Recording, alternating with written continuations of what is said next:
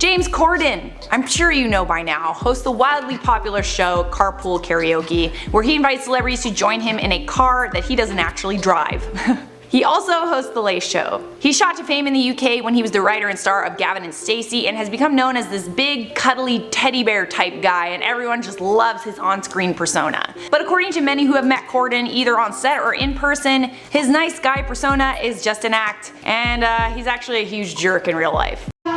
Yo, it's the Beebs and Justin Corden. They're doing Carpool Karaoke. That is so funny. Hey, Bieber. Who is that? Justin Bieber. Oh my god. And James Corden. Ah, that's so great.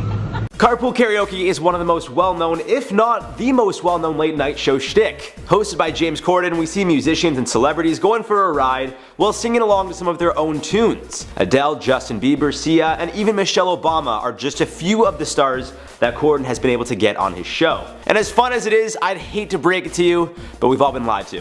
And I'm about to spill all the tea. So it was simply one tweet that set the Twittersphere on fire. I'm calling it the Twittersphere, just deal with it. A video of James Corden sitting in his Range Rover with Justin Bieber while it was being pulled by a tow. That's right, they don't actually drive while singing along some of the star's biggest hits. More specifically, the car is put on a track with 8 wheels, and that track is attached to a tow that pulls the car while Corden and his guests are driving.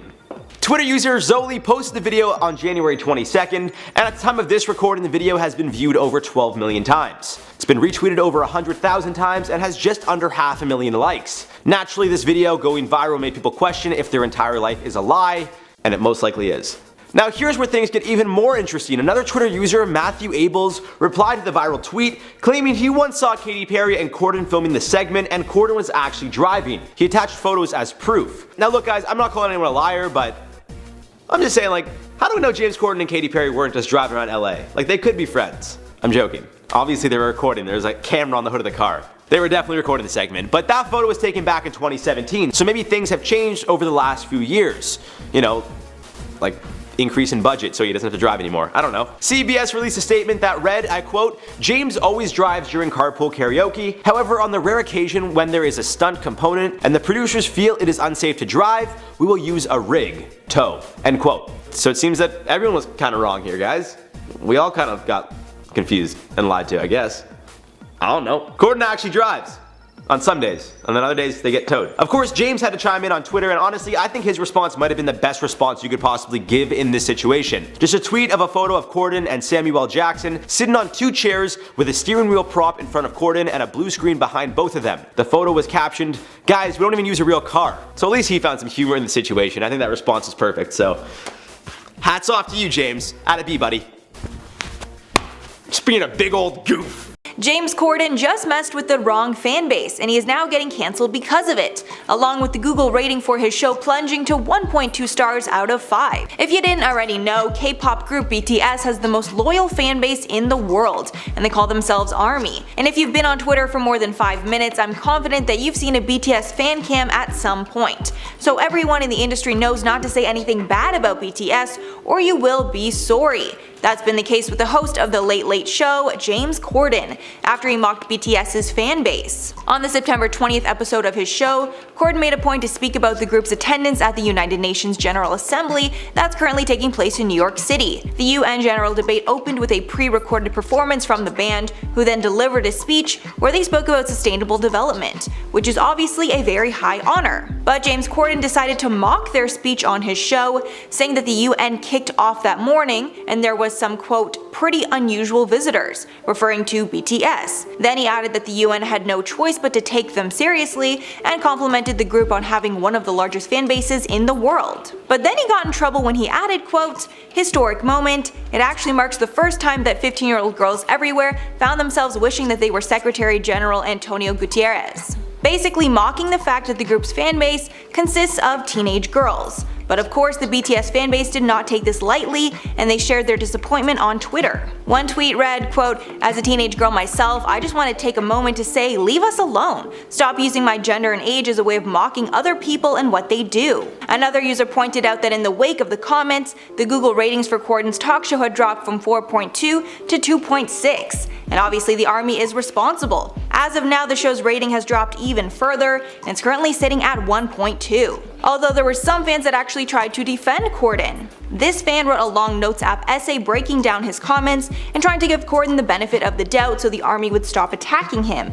but the fans did not appreciate this and said that Corden should have done a better job at choosing his words wisely. The Twitter page for The Late Late Show has since taken down the video featuring the controversial comments, but obviously the army had already screen recorded it, and taking down the clip is not going to stop the hate train. I did also want to note that this is not the first time the group has appeared at the UN, and in 2018 BTS visited the UN to help UNICEF promote Generation Unlimited, which is a campaign dedicated to educating young people. So even though Corden claimed it was unusual, it's actually not unusual for the group to use their influence for the good of the world, and that is why we stand Do Not Come For Me BTS Army. I like them a lot.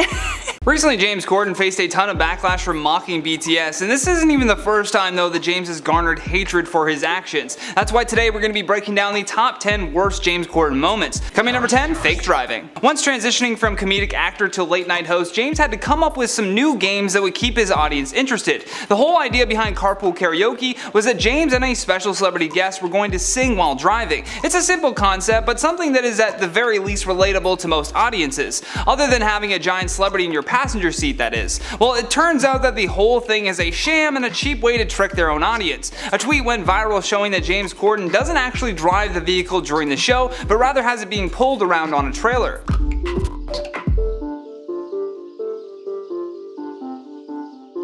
In at number 9, early fame. James Corden revealed that he had to have therapy to stop being a brat after he became intoxicated by fame. Even his Gavin and Stacey co-star Rob Brydon had to step in and tell him off for his rude behavior while on set. Rob recalled saying, "Look, this is a bit awkward to say, but I'm just hearing these things about you and you've got to know that the way you behave has an effect on people." Corden's sisters also intervened according to his mother, and they would come in and say to James, "Don't be a d***head," which is bizarre because the whole reason he wrote this show for himself really is because he was sick and tired of people being rude to him about his own weight. In number 8, against his writers. When James Corden decided to do an Ask Me Anything on Reddit, it could not have backfired any worse. One of his producers named Jack Allison had made a tweet in regards to how poorly James had treated his writing staff, which was included in the litany of complaints made against the host. Jack tweeted, "I'd like to state once again for the record that I went to a WGA meeting for only late night writers, and James Corden showed up without any of his staffers to advocate for a lower pay grade for late night writers." Now James tried to refute his points, but honestly his Twitter replies aren't even worth sharing. He basically called his own producer a liar and stated that he cared about his writers while simultaneously arguing for lower pay at the Writers Guild of America meeting. In at number 7, Fight Club. Even though James Corden had an excellent opportunity to chat with Edward Norton, he ruined that chance by trying to do some weak comedic version of Fight Club, using his own writing staff. Right from the start you can tell that Ed doesn't want any part of this, and why would he? Fight Club was a great film, but it's one of the many that the actor had been a part of.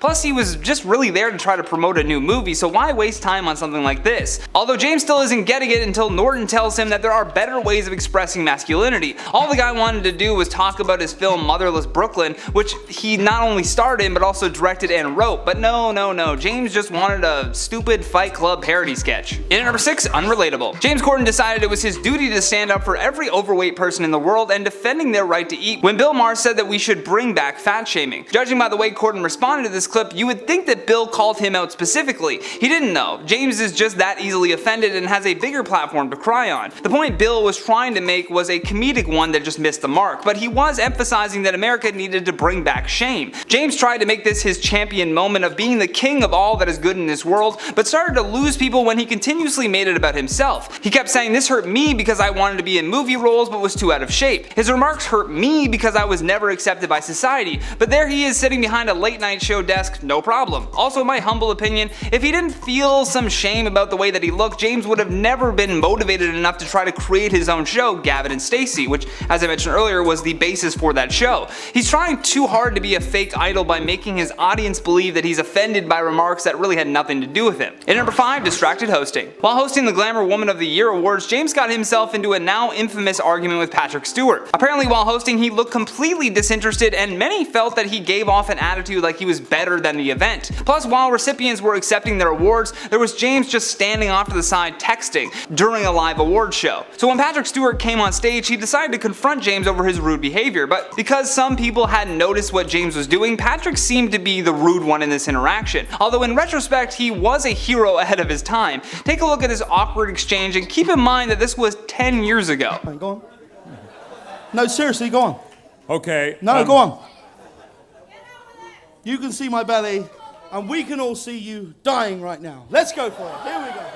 Patrick was simply trying to tell James not to text while people are accepting their awards, and instead of apologizing, he got in Patrick Stewart's face. Like, what was he gonna do? Fight him? Because he asked you to have some common sense? This was a strange one for sure. In number 4, political wedding. While filming a segment on his show called Fill Your Guts, James was asked a very specific question about what happened when he saw Ivanka Trump at a wedding. James admitted that he was very drunk and continuously harassed the president's daughter at this wedding. He repeatedly told her that she needs to do something, which isn't exactly the place nor the time. Plus, who does James Corden think he is? He wasn't born in America. He came there to make more money, so why does he feel the entitlement to trash the country that accepted him? Plus, harassing the president's daughter while at a wedding is perhaps the biggest indicator that James has no self-awareness. In number 3, shameful behavior. Right around the same time that people like Rose McGowan and other accusers started stepping up and calling out Harvey Weinstein, James thought it would be fun to just joke about it. Due to James Corden being a comedic actor and not a stand-up comedian, his jokes had absolutely no legs or timing. As a result, the audience mostly groaned uncomfortably about the extremely graphic and too soon material that was clearly not well suited for a charity event. After the immense backlash, James tweeted, "To be clear, SA is no laughing matter.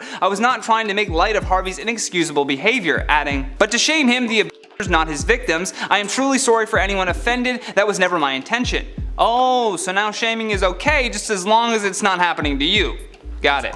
The Italian actor Asia Argento, who alleges that Weinstein essayed her when she was only 21, tweeted a video of Corden's joke and added the caption, "Shame on this pig," and everyone who grunted with him. In at number 2, hates his fans. Going back to that disastrous Reddit Ask Me Anything post that he made, we had countless people who were once fans of James claiming negative interactions with the host. One Redditor mentioned the time they saw Corden filming the UK game show A League of Their Own, and while other stars were polite and engaged with fans, Corden couldn't have cared less. It's a bit of a long post, so I'll just point out of the most egregious examples. The Redditor writes, "James came in for a brief moment, someone asked politely for a quick picture, he abruptly said later, and then left to his changing room for the rest of the night. Then they closed it off by saying, seeing him like that made me realize everything you see of his on TV is a complete persona, and really his natural personality is just a complete self-entitled," and that's a word that I'm not allowed to say, but you get the point. It was the C word. Last but certainly not least on our number 1 spot, Happy Mother's Day. Then there was this crazy airplane story involving a woman and a baby. There's for sure no way to verify whether or not the story is true, but it does seem pretty much in line with